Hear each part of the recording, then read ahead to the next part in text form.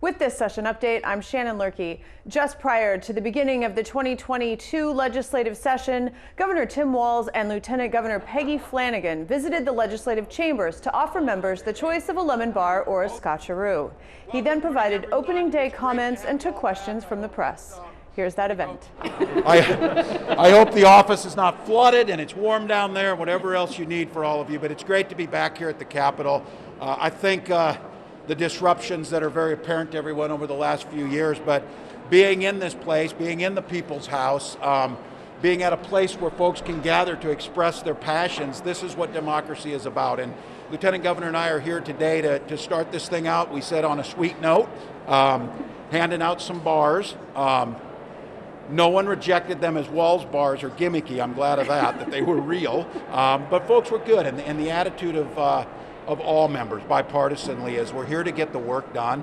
We have some real golden opportunities across a lot of priorities to get that done, and to see them start, this first day, it's that rejuvenating of democracy. So I'm excited about it. I think lemon bars went faster than Scotcheroos, or was it close? I think you're kind of a pusher of lemon bars, and that's probably what happened. But I'm super excited to be here. The first day of session always feels like the first day of school in many ways. The possibilities, the opportunity of what we can do for Minnesotans. And really, we have an opportunity here to give some short-term relief to folks and then make some long-term change for children and families of folks across the state. So we're ready to go. We are, positive and think that we can work with our friends on both sides of the aisle to make some real progress for Minnesotans, and that's why we're here today. Good to see you all back. Governor, what are your expectations for this session? It goes without saying that the deck somewhat seems stacked against you being an election year.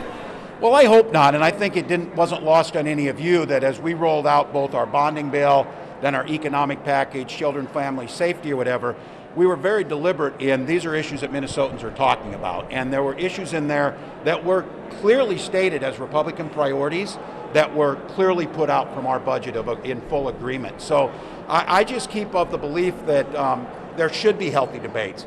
And I do believe why we think these are good plans. Not everything should go through, especially in a divided legislature. There will be things that shouldn't, but it's very clear whether it's making sure that we're attacking the child care issue, we're getting this frontline worker payout, we're reducing some costs for folks, which in turn counts for small businesses, some relief for folks. All of those things seem to be pretty bipartisan. So I remain really hopeful. And I again, after the fourth time of doing this, there's things that I have learned, but this one feels different. It feels different because the needs are there.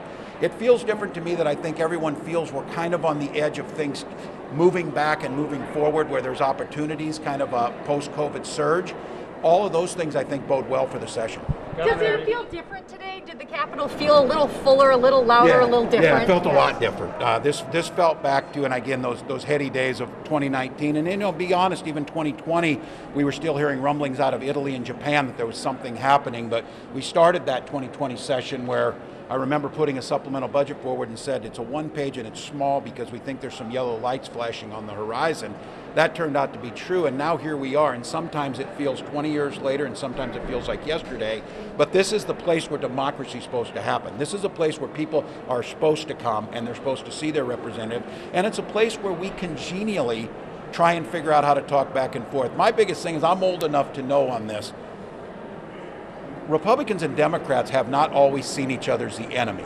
We've seen each other as wrong, we've seen each other as exasperating sometimes, but never that this was an enemy or somebody who shouldn't be worked with. And I think it's harder to get that attitude when you're in the same place, when you're talking about your children, when you're sharing lemon bars. Those are the things that it really is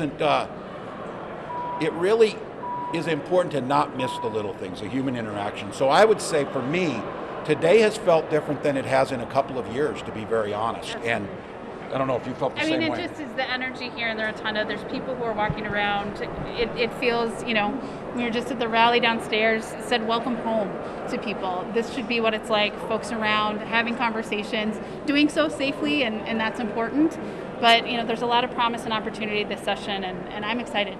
Governor, is there something that you want the legislature to move, quickly on? Is there something you can get done in the first few weeks that you think is important? Well, I want to be careful. We don't dictate to the legislature. They will run their will, but I've heard both sides show a real interest in the frontline worker pay, because it's going to take Department of Revenue a little bit of time to get that out. I think the frontline worker pay and then the UI insurance, the unemployment insurance piece, seems to have some pretty good bipartisan support. It seems like that would be an opportunity to move a few of those things in concert, but I want to be careful. We encourage them to do that. I do think time is of the essence on both of those. Some of the other stuff should be debated and will take a little longer, but I would hope we'd take a hard look at both of those. But have you expressed anything that of your priorities that you put forward that you would like at least the House to move quickly on? Well, I would like them to move on the frontline worker pay and on the checks. I certainly believe that's long overdue.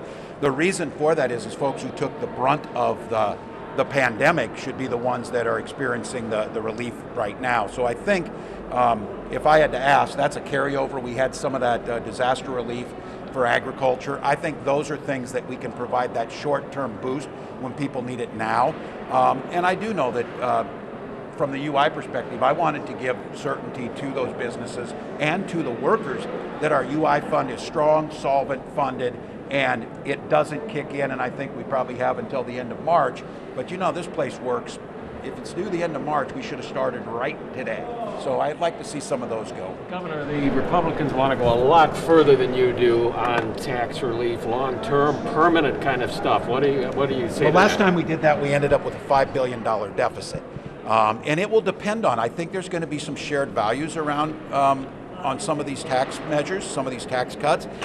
If it's aimed at those folks who are hurt the most, of reducing their taxes, and that'll be things like reducing other costs to them, like childcare and healthcare costs as a part of that. But I'm open to doing some of that. I am not at all interested in giving tax cuts to the wealthiest Minnesotans. I'm not at all interested in hiding this idea that that would somehow help the middle class. We've tried this before. It's reckless, but I do think now is a time for us to do some adjustments. We can make some, as long as we're focusing on reducing long-term costs and improving quality of life for the vast majority of Minnesotans, whether that's through climate change types of legislation or healthcare change. So I'm open to it, but what's off the table is if you're making $20,000 a week, nothing is going to pass my desk that gives you a tax cut. That just doesn't make any sense. If you're a worker that's out there or someone's in the middle class, those are in my budget proposal and the Lieutenant Governor's budget proposal to reduce those costs. So there's some common language there, but this idea, when you hear this, we want to go deeper. They're not going deeper for the middle class, they're going deeper for the top. And what we've seen is that's probably not necessary. Thanks everyone. That's caucus night.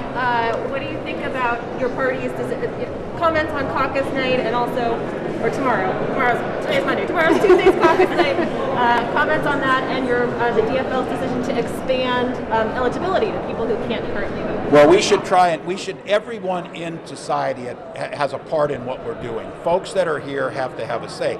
And I think we've always known we are a big tent. Some of you were down in Rochester a couple years to know how big we are, that we get pretty spread out. But I think this idea of caucus, and what I love about this is it truly is the most grassroots of opportunities. You'll have folks that show up who have never done this before and folks that have been there for 70 years. I think that's healthy. I think voices there are healthy. And I think this idea that we can somehow exclude people, and I got to be very honest, I've worked on it since I've been in Congress. You pay your time and you come out. Why are we not letting these people vote? We need to restore voting rights to folks who have done what they needed to do.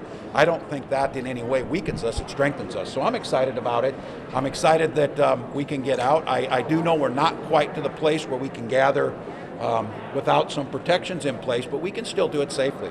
So I'm excited. Thanks, Got time for one more? We got to get you on the road. And there are 7,209 unmatched medical graduates sitting there, and they can be used for this COVID emergency. Did you get the question? Yes.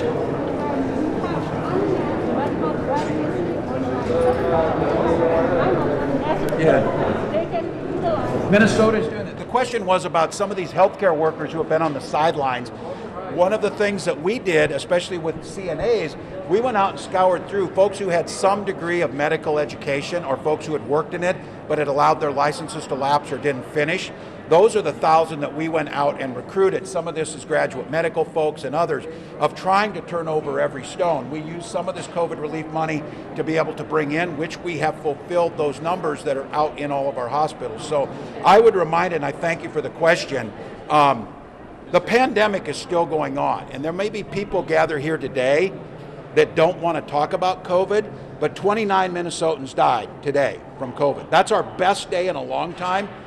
More people died in a 3-day period of COVID 2 weeks ago than did on our highways over the last year, and we're at a 30-year high. So I would have to say, we can simultaneously focus on the budget, focus on the future, but we need to stay in the present when it comes to COVID. And I'm going to make the pitch. The evidence is irrefutable at this point. The reduction in hospitalizations and deaths is boosters.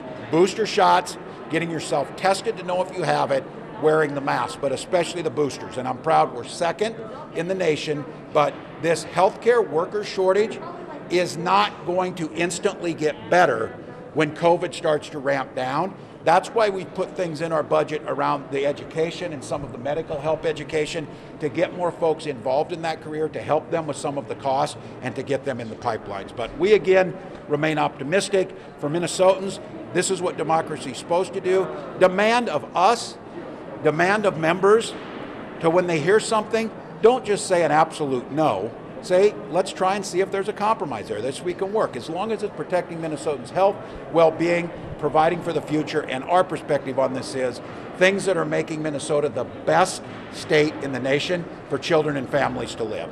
So, thank you all. Thank you. And following today's opening day Senate floor session, Senate Majority Leader Jeremy Miller took questions from the press in the Senate chamber. Here's that media event. Well, I don't know how this works, so you guys got to tell me. What do you have to get out of session? What's priority number one? Well, we're hearing from folks all across the state that crime is up, kids are falling behind in the classroom, record inflation is eating away at family budgets. We are laser focused on solutions to put Minnesota back on the right track. Looking forward to working with our colleagues on both sides of the aisle in both chambers as well as the governor's office to really focus on what can we do to address public safety. In our view, that's funding for more police officers, that's holding violent criminals accountable for their actions. When it comes to education, we're focused on really what's best for the kids. What can we do to ensure kids are getting a top quality education in the classroom? That's what they deserve, that's what they need to have. We feel that parents need to be part of their children's education. They need to be engaged with teachers, and that's how we're going to ensure that kids are getting that top quality education that they deserve. And then everyone's talking about it. It's no secret the state has a massive budget deficit. A massive budget surplus. My first year in the Senate, we had a massive budget deficit. Now we have a massive budget surplus, and when you have a surplus of $7.7 billion, all expectations are that's going to grow after the February forecast. When you have a surplus that large, it means one thing: the state's collecting too much money from the taxpayers. So we are going to focus on permanent, ongoing tax relief, so Minnesotans see more money in their pocket every single paycheck, week after week, month after month, year after year.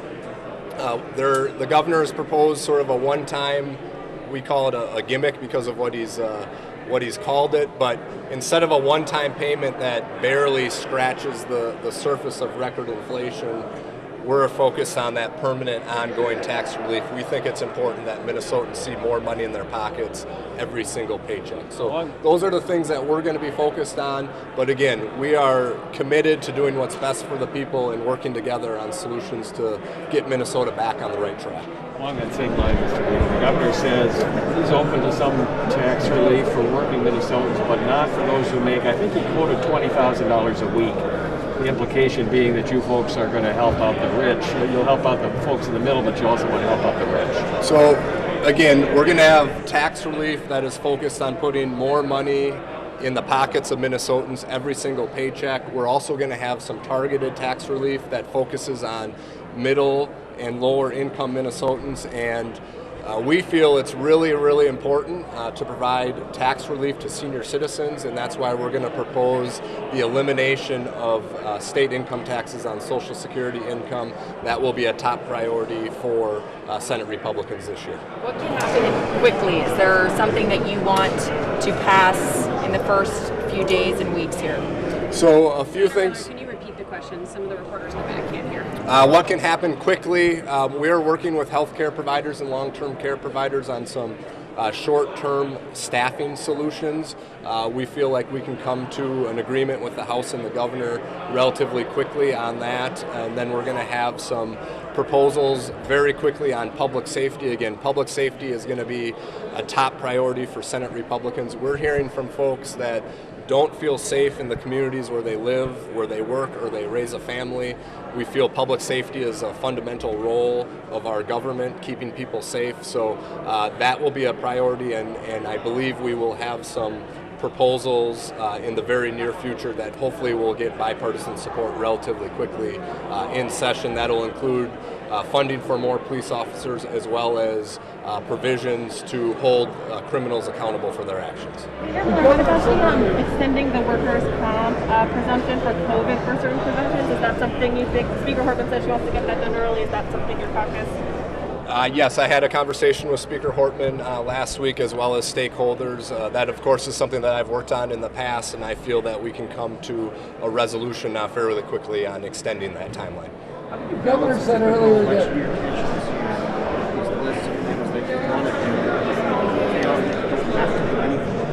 well, the reality is we don't have to do anything, but the people of Minnesota sent us here to do a job. Okay, and we're hearing from people. Crime is up, kids are falling behind in the classroom, and inflation is eating away at family budgets. So it's our job to come here, work together with the governor, with the House, with our colleagues in the Senate on solutions to move Minnesota back in the right direction. It's very frustrating to me when I hear folks say rhetoric and election year. The election will take care of itself, okay? Our focus right now is on the 2022 legislative session and getting things done for the people of the state of Minnesota. And I don't know what you all are hearing, but we're hearing from folks all across the state on those three issues. Address crime. We need to do something different in the classroom to ensure that our kids aren't falling behind. And we have a massive budget surplus. Get the money back to the people of Minnesota. There's a reason why we have a surplus. The state is collecting too much money from the taxpayers. So our focus is returning that money back to the taxpayers. We can have discussions on how we do that. We might be okay with a one-time payment, but you know what? It's got to be a heck of a lot larger than what the governor's proposing. And we're not going to call it a Walz check. It is not Governor Walz's money. It's the people's money. It's the taxpayers' money. So talk about election year gimmicks and the rhetoric. I mean, who puts their name on a check that isn't their money? It's absolutely ridiculous. Let's get serious about the issues that are in front of us. Let's stay focused on what's best for the people of the state of Minnesota. That's what Senate Republicans are doing. That's what our priority is. And we're going to continue to work on solutions that get Minnesota back on the right track. So do you expect the governor said earlier today that anything that crosses, nothing's going to cross his desk that will cut taxes for the most wealthy. And where does that put you guys with your hopes for tax cuts for all working Minnesotans? So we are looking at lowering income tax rates for any working Minnesotan. And we're going to target the lower brackets or the middle brackets or both. We're still working on that. So if you look at the reason why we have a surplus, the reason we have a surplus is because the state is collecting too much money from the taxpayers. We can return that money back to the taxpayers. Basically, there are two options. Number one, you can do a one-time check. If we're going to do that, it's going to be a meaningful check. It's not going to be a check that barely scratches the surface of inflation. Or our proposal is permanent, ongoing tax relief, so Minnesotans see more money in their pockets every single paycheck. Those are the two options that we feel that we have. In addition to that, In addition to that, we feel like it's really, really important to repeal the tax on Social Security income. So permanent ongoing tax relief for Minnesotans, as well as a full repeal of the Social Security tax. You talk about meaningful checks. The DFL in the House and I believe the governor want to increase the pot of money for frontline worker checks to $1 billion, citing that very thing, that the checks will be meaningful if everybody can get something like $1,500 check. Is that up for discussion, increasing that pool of money and not having to worry about all the details of who gets what, which is kind of hindering the process right now? Sure. So the agreement last year was for a special session to do $250 million for frontline workers. Senate Republicans would continue to work on that in the $250 million range for frontline workers. It wasn't meant to be for all essential workers. It was for frontline workers. Our focus is on those healthcare workers and first responders who took the most risk during the pandemic to keep Minnesotans safe and healthy. If we can come to an agreement on the $250 million number, we're ready to pass that bill. We have a proposal on the table right now, but we're not interested at this point to expand the dollar amount any more above anything in addition to $250 million. Do you expect to stay here till the end, no matter what? Because you're going to have a lot of members eager to get on the campaign trail, and some who are running for statewide office. I'm hoping we end early. That's what my hope is. Again, we need to focus on the issues that we're hearing from Minnesotans. If we can address the violent crime rates, if we can address education outcomes, what we've seen in education, this will be my 12th year in the Senate, every single budget year and most supplemental budget years, we've increased funding for education. Okay, so funding for education is going up like this, but yet results for students are coming down like this. We need to do something different. The best way to do that is to ensure that parents are involved in their children's education. We need to get back to the basics: reading, math, science, history. And when kids have trouble reading, which we're seeing in the classroom, it results in struggles across all the other subject areas. So Senator Chamberlain has some proposals to focus on literacy. We want to make sure that kids are strong readers, that they're proficient in reading, and we're confident that if we focus on reading and improve the reading proficiency for our students, that they will do that much better in every other subject area. So if we can address violent crime, ensure that our kids are getting the quality education that they deserve, and return the money back to the people of the state of Minnesota, the budget surplus, get that back in the pockets of Minnesotans, we feel that would be a successful session and that we could get out of here on time or early. Quick follow-up, a Senate Democrat today said we're not going to ban books. Are Senate Republicans looking at banning books in any classroom? Banning what? Books. Books? No, we're focused on providing kids more books, more opportunities to read. Our focus is on literacy. Let's make sure kids are proficient in reading. I don't know why you would ban books. That's like books, like textbooks? Yes, it's happening in other states. No, we got time for one more. I haven't heard that yet. What's a meaningful check? Size of the checks. What's a meaningful check? Or the non-Walz checks. Miller checks. No, see, like I said, there are a lot of egos. There are a lot of egos out there. Some are larger than others, but to me, they're Minnesota. It's the taxpayer dollars. So if we did anything, they should be Minnesota checks, something like that. What's a meaningful amount? An amount much higher than what the governor's proposed. So my understanding is he's proposed roughly $700 million of the $7.7 billion surplus that the state of Minnesota has. From what I'm hearing from taxpayers, that doesn't even scratch the surface. Not even close. All right, we got a caucus to get to. All right, thank you, everybody.